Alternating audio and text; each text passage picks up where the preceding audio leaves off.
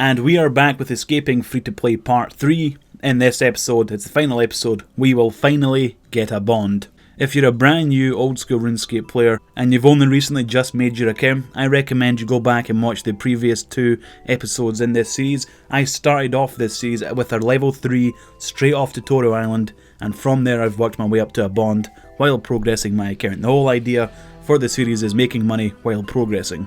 So if you're watching this video and you haven't caught the last 2 videos, I definitely recommend you go watch them. There will be a link in the description. In the previous part of this short money making series, I had got 500 total level and began telegrabbing Zami wines, and it brought my bank value up to 2 million GP. In this video we're going to get the final stretch, the final 1.5 to 2 million GP in order to get a bond, because they always bounce between 3 million and 4 million GP.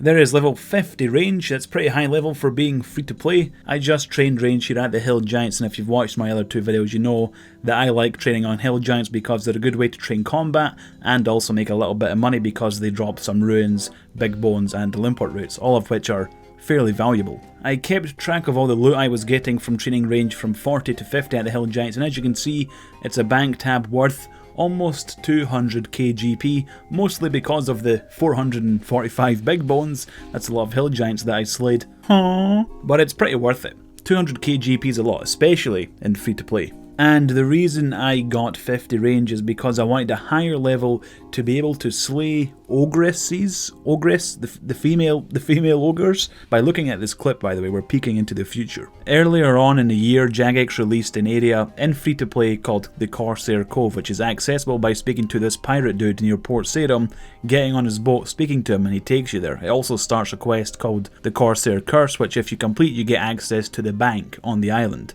And in the Corsair Cove, there's a dungeon with ogres in it. And if you defeat the ogres, they tend to drop ruins, limport roots, bones similar to Hill Giants, but they also drop higher level equipment like ruin helmets, ruin battle axe, mithril kite shield, all of which you can sell or alch for a decent amount of GP. Way better than Hill Giants. It's one of the best free to play money makers actually. And because of that, it's very busy. Trying to find a world without people in the dungeon, it's pretty darn difficult, and there's 3 safe spots in the dungeon where you can either range or mage the ogres from a safe distance without taking any damage, 2 at the entrance and 1 further into the cave. More often than not, all of these spots are already taken in every single free-to-play world. But if you're playing old school RuneScape between peak times, there may be worlds with no one there. However, to avoid all that nonsense, there is an expansion to the cave that requires the completion of Dragon Slayer, which is the part of the cave I want to use because I don't want to spend time hopping worlds and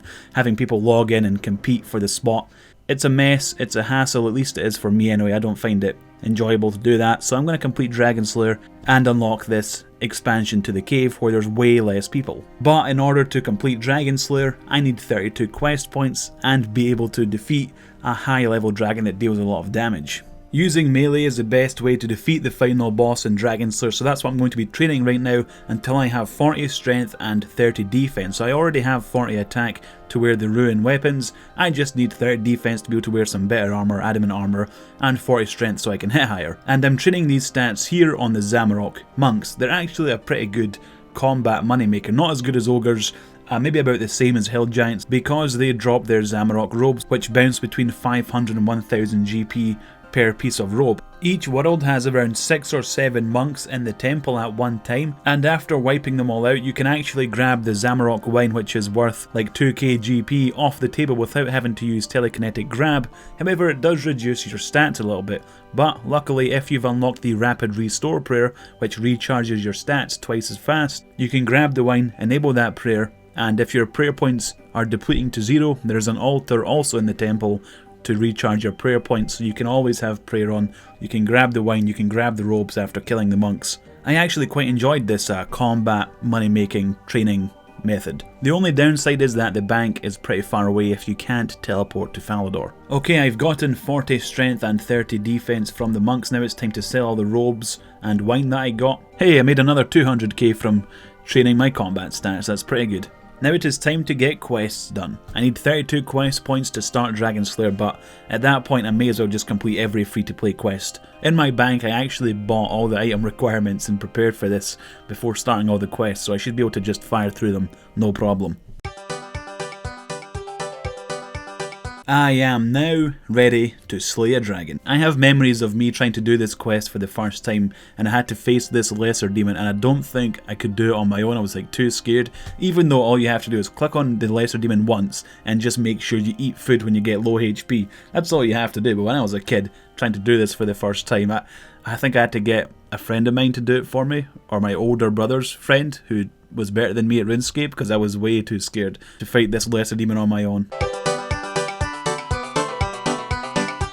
Here we are, fighting Elvarg, the final boss. I love fighting Elvarg, it always brings back those like nostalgic memories, always feels good. This time I'm way more prepared than I was back in the day when I was 10 years old, not knowing what the hell I was doing. My older brother's friend, he was away home, you know, he wasn't here to help me anymore, I had to do it on my own. But now I've got the secret strategy of using a Ruin short sword, or just a regular Ruin sword it's called now. Elvarg is weak to the stab attack style, and I'm pretty sure this sword has the best stab stat in free to play, and it is pretty fast and pretty accurate, so you just jab at Elvarg until he drops. And there it is, quest complete.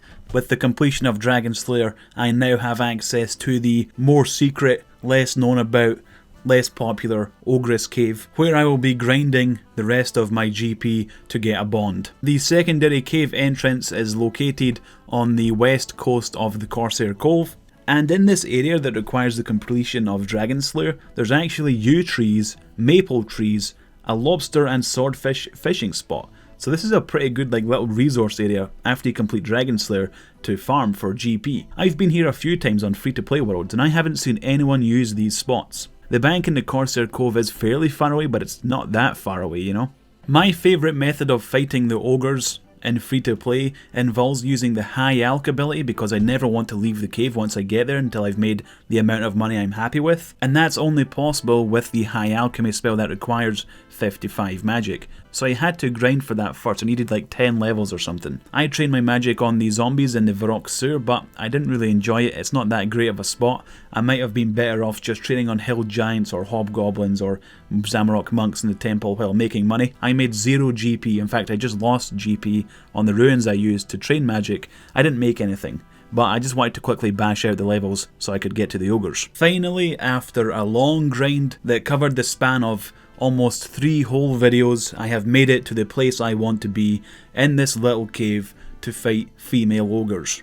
And I would recommend this method that you're about to see to any player in free-to-play that wants to escape free-to-play without actually paying for membership with real-life money. So let's go over the method in some detail. I've brought over 8,000 mithril arrows along with the best range gear that I can wear. I've brought some food, I brought some teleport runes just in case I have to get out, and I brought high alchemy runes. You don't have to worry about running out of nature runes to high alch items, because these guys drop, or these girls I should say, sorry, these female ogres drop nature runes. So I'm in the northern end of the cave, hiding between these stalagmites, because I want the shamans and the warriors, the ogress warriors, to lose aggression so they don't automatically attack me. Sitting in their area for 10 minutes makes this happen. It works for most enemies throughout RuneScape. If you're around them for like 10 minutes or so, they lose aggression and they won't automatically attack you. So that's what I'm doing here. I'm just sitting here waiting for them to not be aggressive towards me.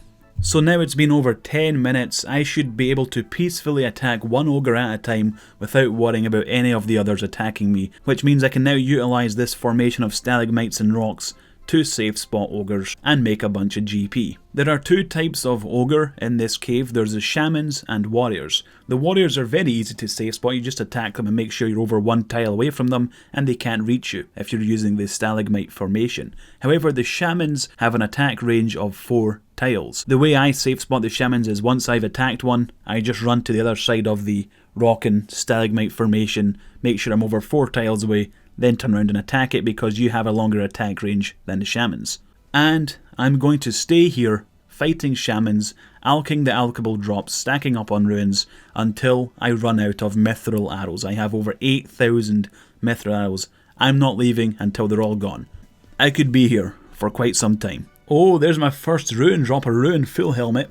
Apparently the Ogre Warriors have a higher chance of dropping rune items compared to the Shamans. On the drop table on the wiki it says Shamans have a rare chance of dropping rune items, but Warriors have a common or uncommon chance of dropping rune items. The way you stay in this spot forever until you run out of arrows is that you pick up bones, you bury them, you don't pick up limpwort roots, you pick up all the gems, you use the chisel on them, then you alch the gems that are cut that are worth more than 1 nature rune and 5 fire runes. Typically, in my experience, it was only the cut rubies and cut diamonds that were worth alching. The other ones you just cut and drop them. Then you would alch the mithril kite shield and all the rune items that you get alongside the gems to build a cash stack while stockpiling on the runes and arrows that the Shamans drop. You should also bring a fair amount of food to start with, but don't worry if you run out because the Shamans typically like to drop salmon and there's bread in the cave that you can pick up. I just got my very first Shaman mask. This has a drop chance of 1 in 1,200, so it's pretty darn rare. Sadly, it's not very valuable. I'm not going to alch it, it's like a trophy. I'm going to keep it in my inventory. I have just gotten 60 range. I started here at 50 range. I've had 10 levels so far. I've been here for quite some time, and I'm going to be here for a while longer. I think I've made a lot of money though. It's definitely worth doing. This money making method actually works really well with RuneScape Mobile. Because you don't really take much damage because you're safe spotting all the ogres and they don't automatically attack you, it makes the mobile grind doing this really easy, and I actually prefer it over doing it on desktop. Doing this one thing on mobile I enjoyed more on mobile than on desktop. There is level 66 range. Holy crap, I'm going to be set for when this account becomes members. 66 range? I can almost wear black dragonite. But I'm running out of arrows and that is probably the last range level I will get. The grind is over. I have spent all weekend slaying ogres in this cave. I haven't left it. I didn't spend all day playing it over the course of the weekend, but a couple of hours each day. And here's the price check. Let's see how much money we're going to make. Price checking all the loot I've got. I have over 2 million GP. I can't believe in free to play I have a price check worth over 2 million GP just from fighting a monster over and over again. That's crazy.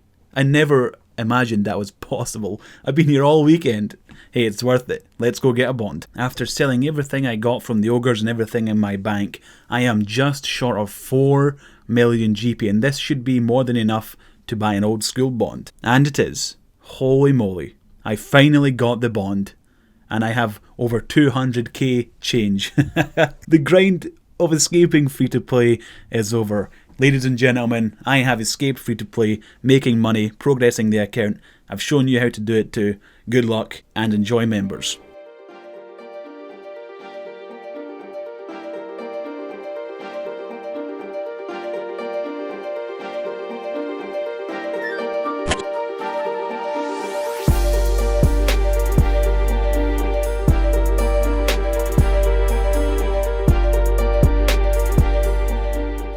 Hey guys, thank you very much for watching that video. I really appreciate it. If you want to subscribe, you can hit this profile picture icon, or just below the video there's a subscription button. Make sure you hit the bell too so you know when I upload new videos. And if you want to watch my most recent video, make sure you click on the top right there. It takes you to my most recent video created and uploaded to the YouTube channel. And if you're in the mood to binge watch a bunch of RuneScape videos, that playlist in the bottom right has over 200 of them.